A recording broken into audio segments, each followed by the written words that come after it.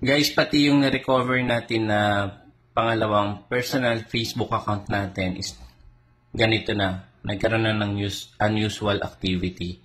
So, advice ko guys, kung kayo po ay merong different personal account, mas okay kung pumili lang kayo kung ano yung i-retain nyo.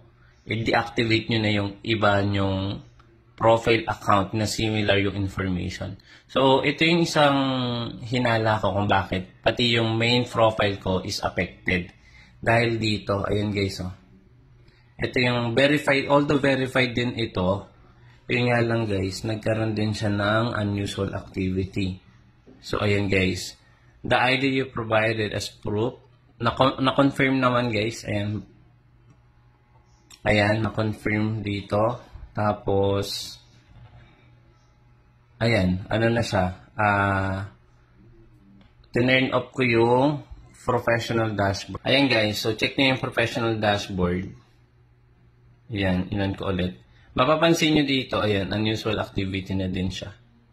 I don't know kung ito is glitch, kasi sa monetization, wala naman siyang violation. Ayan, di ba? So, I don't know kung major glitch, pero update ko kayo kapag naibalik na ito sa normal. Follow for more.